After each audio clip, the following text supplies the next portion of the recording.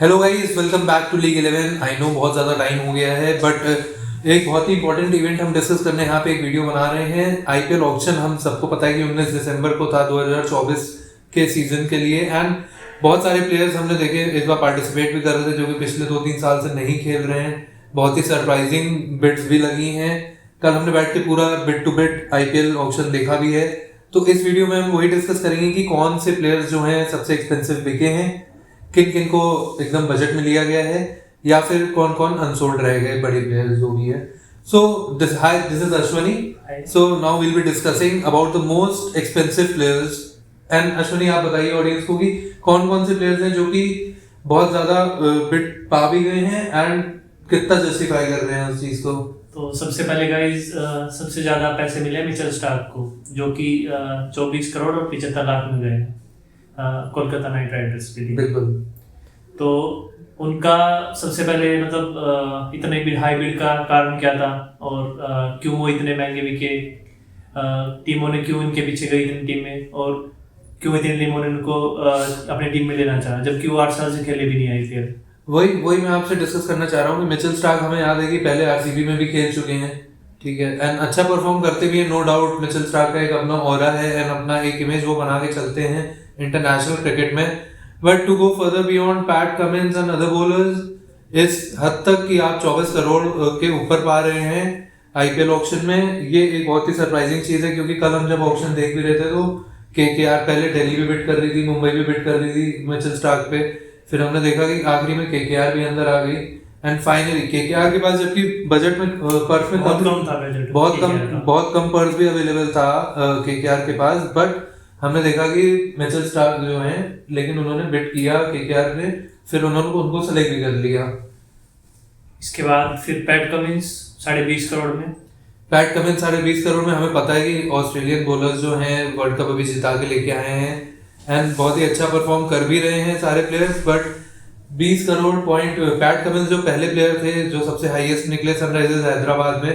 Sunrisers Hyderabad के बारे में मैं कहना चाहूंगा कि आईपीएल ऑक्शन जब भी होता है, मुझे लगता है कि सनराइजर्स हैदराबाद का जो मैनेजमेंट या फिर जो भी लोग उनको सिलेक्टर्स बैठे होते हैं वहां पे, कुछ ज्यादा ही आउट ऑफ द बॉक्स आगे बिड करते हैं, मुझे लगता है सर। अब हैदराबाद की टीम में देखने वाली बात ये भी होगी, कैप्टन कौन होगा, मार्करम होगा या पैट कमिंस होगा। बिल्कुल, मुझे भी लगता है कि पैट कमिंस होंगे अब, क्योंकि वर्ल्ड कप विनर है इस टाइम पे एंड अच्छा करते भी आए, अच्छे कैप्टन भी हैं। क्या पैट कमिंस को कप्तानी के लिए लिया या फिर एज ए बॉलर लिया है पैट कमिंस? देखिए, मेरे हिसाब से तो जो हैदराबाद को जो जरूरत थी इस समय, फ्रंट लाइन बैटर की जरूरत थी, एक अच्छे ऑलराउंडर की भी जरूरत थी।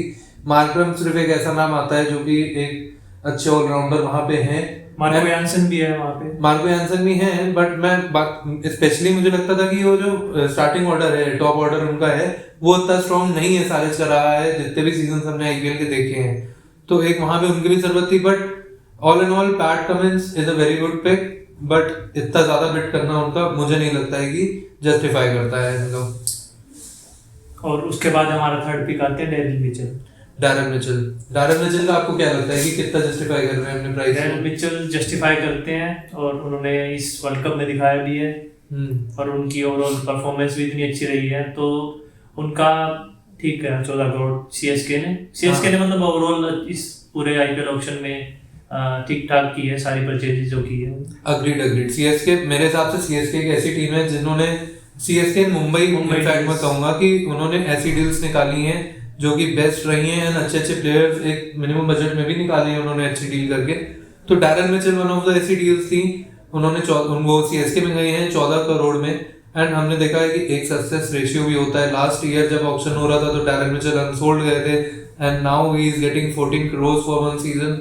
तो ये आप देखिए कि एक अच्छा सीजन वर्ल्ड कप का या फिर इंटरनेशनल सीजन आपको कहां से कहां पहुंचा सकता है। Now he will be playing with Dhoni and Mumbai में भी बहुत अच्छे प्लेयर्स हैं, उनके बारे में भी डिस्कस करेंगे। बट अभी हमारी बात चल रही थी बजट के लिए, हाँ, तो हम अभी डिस्कस करेंगे टॉप बजट पिक में टॉप बजट प्लेयर्स। यस, बहुत इंपॉर्टेंट है ये लिस्ट। तो हम अब डिस्कस करेंगे कि कौन से प्लेयर्स ऐसे हैं जिनको एक बहुत ही अच्छे प्राइस पे बाय कर लिया गया या फिर बजट ऑप्शन हो गया उनका। जो सबसे पहले नाम आता है रचिन रविंद्रा का नाम आता है सबसे पहले, सबसे टॉप पे, क्योंकि सबसे ज्यादा अभी जो चल रहा था नाम सुनने में रचिन रविंद्रा, जिसको अगेन फिर से सीएसके ने ले लिया है और उसको लिया है 1.5 करोड़ में।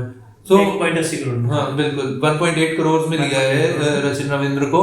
एंड बल्कि मैं और अश्वनी कल यही डिस्कस कर रहे थे कि जब रचिन रविंद्र का नाम आया था तो हमें लग रहा था कि हाँ 8-10 करोड़ हमने ऑलरेडी बोल रखा था कि 8-10 करोड़ इजी पिक है रचिन रविंद्र। बट यही है कि उनका फर्स्ट सीजन है, ये अनएक्सपेक्टेड था कि सीएसके क्या कहते हैं कि 1.8 करोड़ में ले जाएगी, क्योंकि मुझे लग रहा था कोई ना कोई और जरूर बिड करेगा उनके ऊपर। तो 1.8 crore is a very good price. और इसके बाद आते हैं हमारे गेराल्ड गोइटसे। जेराल्ड गोइटसे साउथ अफ्रीका के टॉप बॉलर हैं एंड वो 5 अभी करोड़ में मुंबई इंडियंस ने लिया। बिल्कुल मुंबई की डील्स आप जानते ही हैं कि वो उन्होंने 5 करोड़ में अगर इनको लिया है।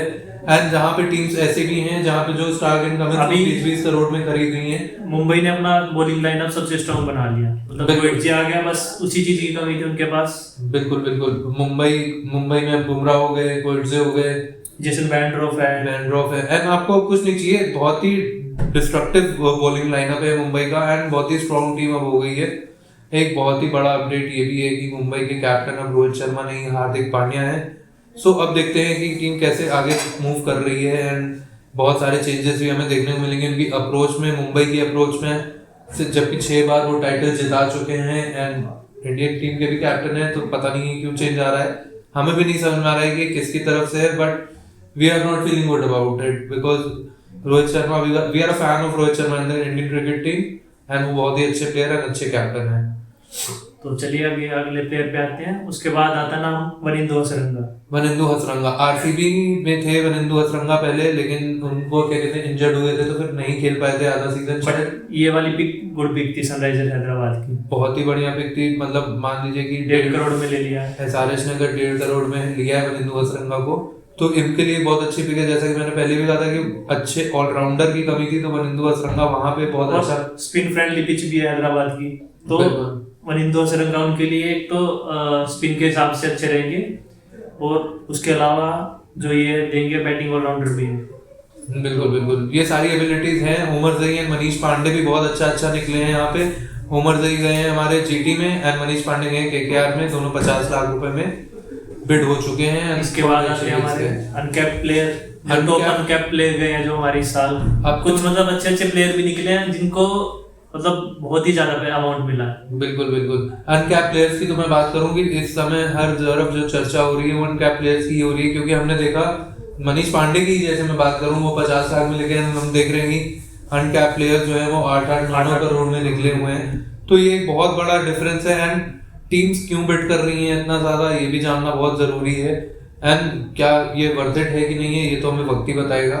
ठीक है, तो सबसे ज्यादा जिसकी बात हो रही है वो है समीर रिजवी की बात हो रही है, जिनको खरीदा है सीएसके ने 8.4 करोड़ में। आप समझिए कि बेस प्राइस इसका 20 लाख है and he is getting 8.4 crore. So ये मल्टी फोल्ड इनका रिटर्न हुआ है इनको यहाँ पे। एंड अब पता नहीं कितने अच्छे बॉलर हैं, क्योंकि रिजवी का जब इंटरव्यू हो रहा था तो उन्होंने ये भी कहा था कि टीम्स इनको बुला रही थी ऑडिशन या फिर सभी 10 टीमों से इनको कॉल करने के लिए। हाँ, तो फिर वो कितनी टीम से कॉल आई थी ये भी पूछी गई थी, बट वो अंडर 23 खेल रहे थे तो वहां से नहीं आ पाए।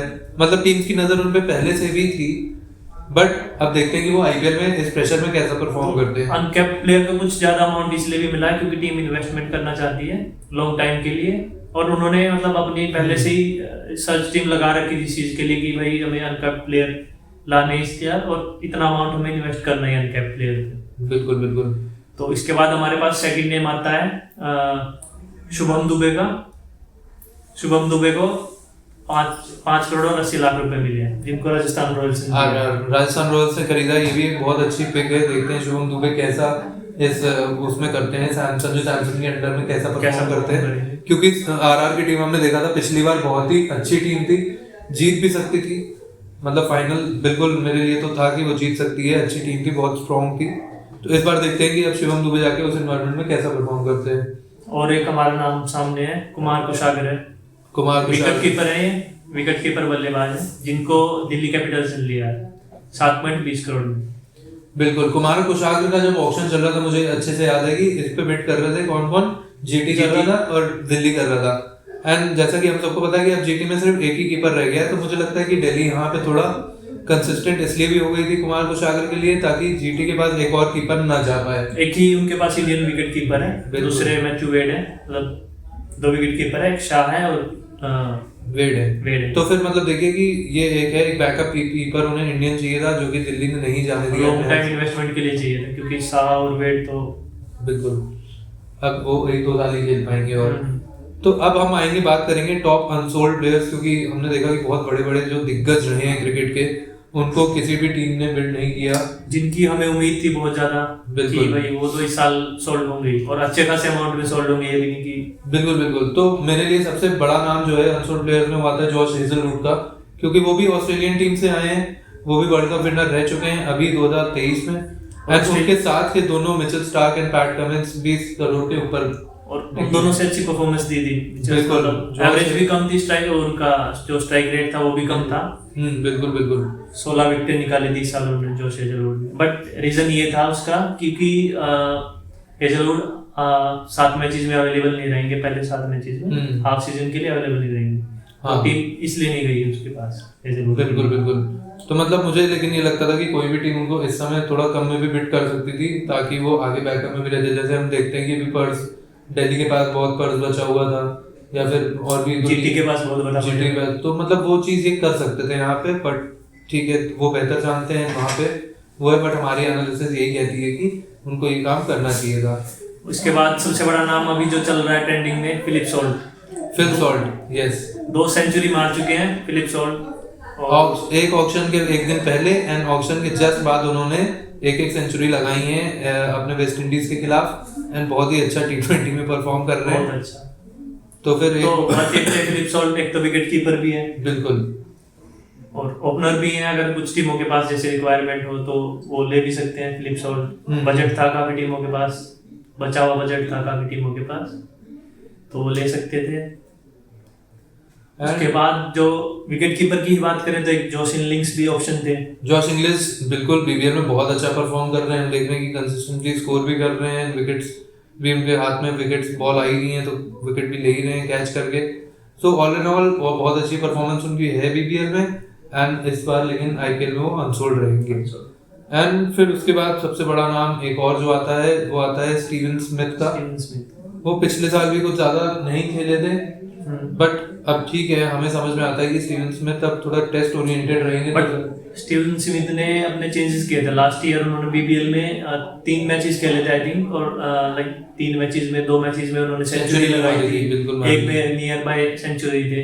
हाँ, तो इस साल भी बीबीएल में उन्होंने एक मैच खेला, उसमें 50 मारी उन्होंने। अब टेस्ट सीरीज में खेल रहे हैं तो इसलिए उनके पास मौका नहीं है, वरना उनका आई थिंक बीबीएल अच्छा ही जाता। और अगर खेलते तो मतलब अभी शायद कोई ना कोई टीम को ले ही लेती टीम। बिल्कुल। तो ये थे सारे डिस्कशन हमारी तरफ से आईपीएल ऑक्शंस के। हम जल्दी लौटेंगे नए अपडेट्स के साथ, जहां हम डिस्कस करेंगे और भी ज्यादा टीम्स के बारे में, स्पेसिफिक टीम्स के बारे में, कि कौन सी टीम सबसे स्ट्रांग लग रही है, किसके चांसेस ज्यादा बेहतर बन रहे हैं जीतने के। So thank you all for joining. Thank you guys.